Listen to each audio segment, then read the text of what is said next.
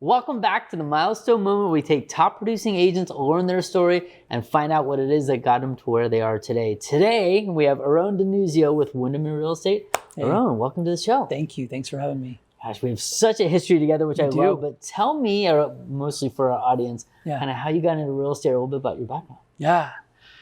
You know, when I was a kid, one of our neighbors owned a RE/MAX office. Okay. And I liked, I don't say their life, I shouldn't say that, but I liked the car they drove, and our house was always pristine. Sure. And I told my mom, I'm going to be a realtor one day. I want to drive a nice car, and I'm going to do nice things. Nice. I think I was 8. Good. You know, when I said that.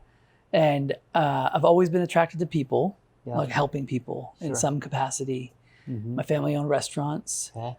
So customer service was kind of cheesy, but in my DNA. Yeah. And I started in property management. Okay. And at some point hit a ceiling there. Sure. And realized that management was not working with people, but it was working with books and meetings. And I knew there was more. Sure. And so with the restaurant background, hospitality, just all that, it's such a good background for what we do. Yeah. That is awesome. So what do you think kind of connects you to people so much? I mean, I think I know how amazing you are as an individual. What do you think, was that mostly just kind of your background with your family and restaurants, or what kind of brought that on?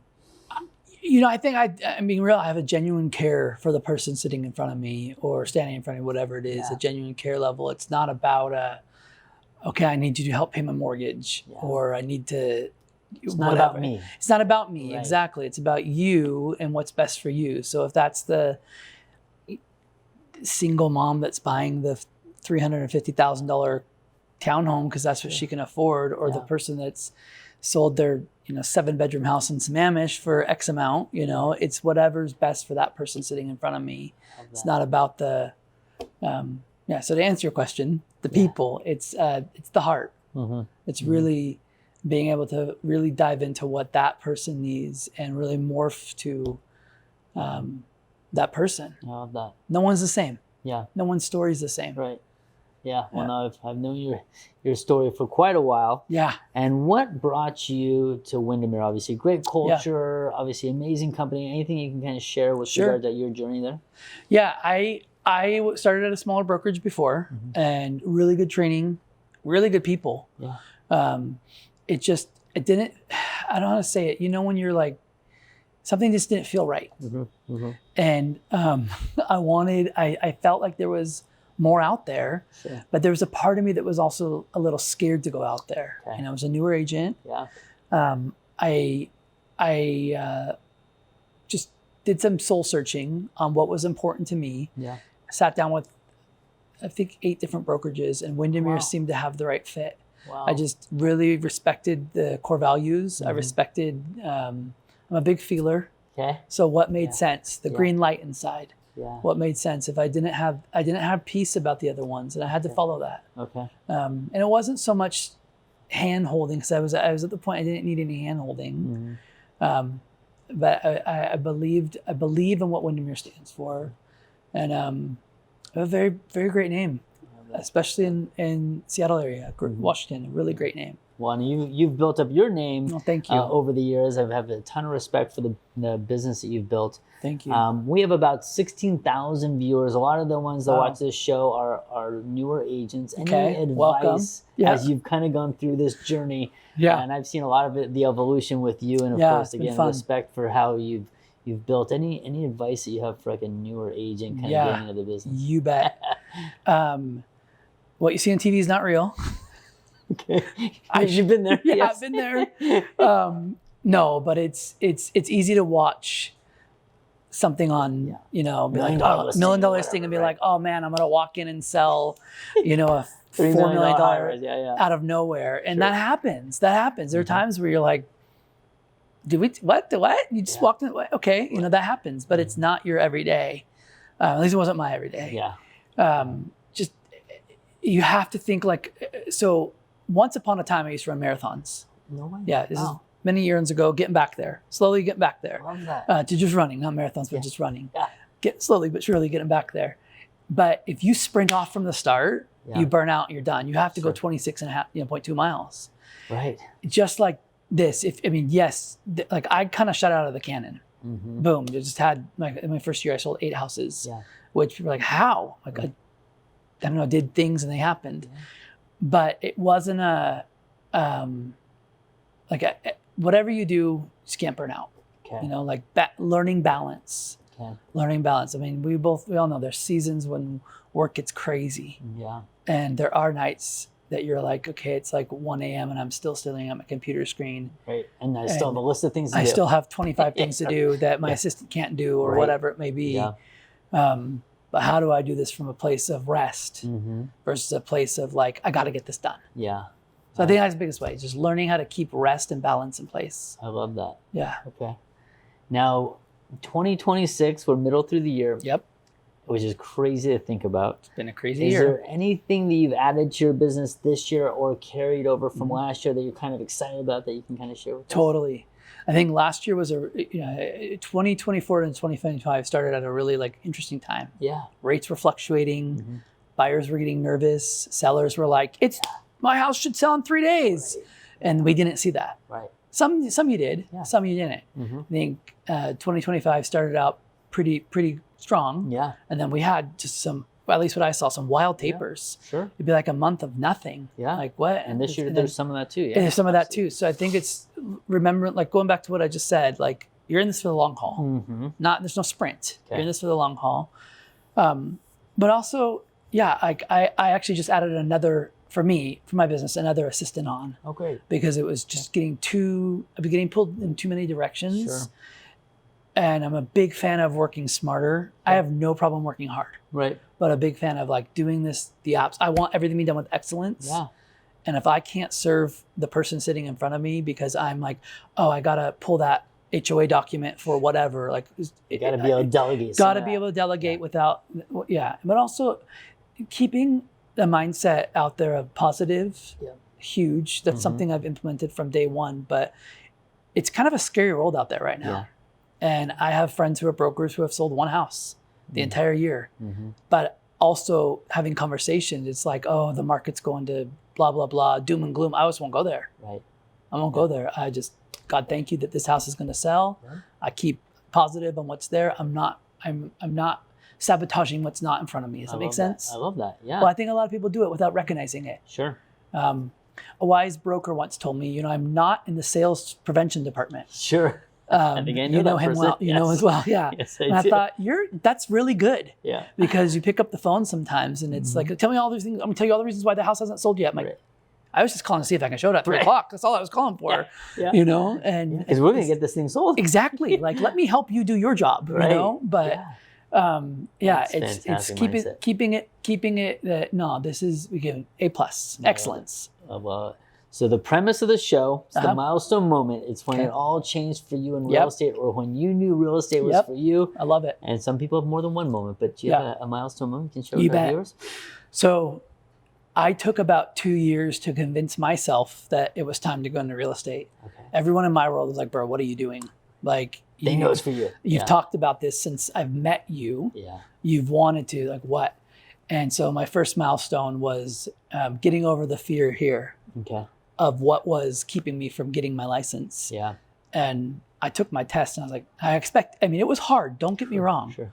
But I went going. You made it way harder in your head. Yeah. I was like, I had an idea what it was going to be like. It's like when I took my driving test. Right. I had, back then I had to take driver's ed and taken it in high school as an elective. It's different now is what I hear. But when I took my test, I'm like, wait, hold on. All I'm doing is driving. Like, chill out. Yeah. Psych myself out. So that was a big, yes, I got my license. Awesome. Started out. And again, like I said, I shot out of the cannon. It was, year 3 for me was a huge milestone though. Yeah. I think I sold 83 houses that year. It was insane. That is wild. Yeah. I worked way too much. Sure. And I remember emailing, I had a closing. Okay. And it's gonna sound stupid, but it's not stupid. It was a wow for me. I emailed my accounting office with Windermere and I said, hey, what's that bottom number? Is that my commission? Yeah, she's like, that's what you made so far this year. And I was like, oh, got it. And it was a big moment because like amazing. it was I should have known when I made, but I didn't follow that. Does that make sense? It wasn't you were about just helping clients and exactly. And it the just results were the results, and the actions you take are the actions you take. Yeah. Everything flowed together, and it was like, okay. And I know you've shared a lot. So to answer your question about when I knew it was for me, it felt sitting down with the person sitting in front of me and asking their why. Okay. It's not about my why, but asking their why, you know, and it's hearing everyone's different story. I'm the first person in my family to buy a home. And then I start tearing up, you know, or I want to leave generational wealth for my kids, or we moved because of X, Y, and Z. Those are all, I mean, that would say like a big moments for me to be like, that's why I do what I do. Well, I was going to say, it's perfect segue because you are such a family man, and obviously, how do you balance? And obviously, you're very spiritual. Your church life, your family, your real estate. How do you make it all work? Because it's amazingly. Thank you. Yeah. You know, I feel like you're so, from the outside looking in, you're so balanced in so many ways. And of course, you're probably like it's a controlled chaos. But tell us a little bit about it's like cats going on up here. How you manage it all, I guess. I've had to learn. Yeah. You know, it was a pivotal moment. I remember year 4, and my daughter was, I missed a lot of her life. And my wife came to me and said, I don't care what's in our bank. I want my husband back. And I was like, oof. And it felt like I'm doing everything I can to provide. But they just want you. But they were like, again, I don't care. And I'm like, how do I steward what's been given? And like, I've said no to business when it doesn't make sense, but want to help the person sitting in front of me, whether that's buyer, seller, renter, whatever. But how do I steward my time? Because my first ministry, if you want to say, is my family. Right. But I had to learn that. So it was a really, a big turning point, that moment of going, hey, will you forgive me? I had to ask one of my wife, and will you forgive me for not putting you guys first? And in my head I was. But that's the family I grew up in. You know, we own restaurants. This is what you do. Always working. You work. You know, maybe we'll take 2 weeks to go see the family in Italy, but then we're back to work. And it was like, okay, no. It was ingrained in you. So you well, just it's thought just that's what it was. It's when also that's really the society we live in. You know, the more work you do, the better. And I've had to learn the balance. Learn like someone's getting my yes. And who's getting it? And it's not like I'm sitting home twiddling my thumb or sitting at home like just being with family. Like I do work a lot. I also spend a lot of time with my family. It's perfect. Like I make sure morning times are with them and as much time as I can. I don't miss my kids' things. Sunday's your day. So well, I still work Sunday, you know, but I do go to church with my family on Sundays. I make sure that's important, and I do open houses. It's after, and but I'm also home for bedtime. And if there's nights I can't, but we've made an agreement like 2 days, a week. I can say I can be. It's not like my wife's like you can't be home, you know. But 2 days, like be home for at least 5.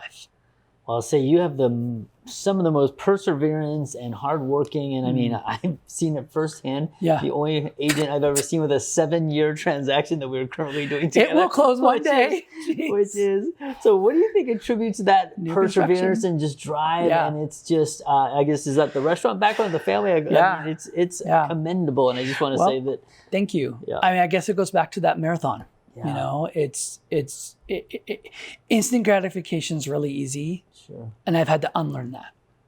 In a lot of areas. I'm working on it on many, but it's easy to say, oh, cool, you know, you're all cash, you want to close next week, let's go. Yes, of course. You know, but it's holding on to the TV one, right? No, exactly. The TV one, No, it's holding on to what I said I would do. And if I can't be a man of my word, like what's the point? You know, and I love that. And that separates you, I think, from a lot of agents. Your care for clients, being a man of your word.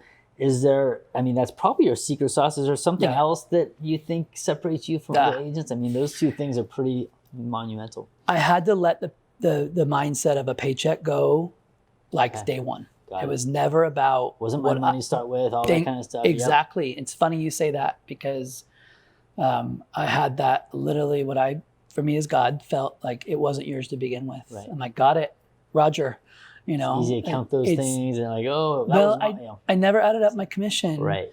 Because we all know like stuff you happens. didn't lose that. It wasn't yours to begin with. Exactly. That. And it's like, I can't calculate something.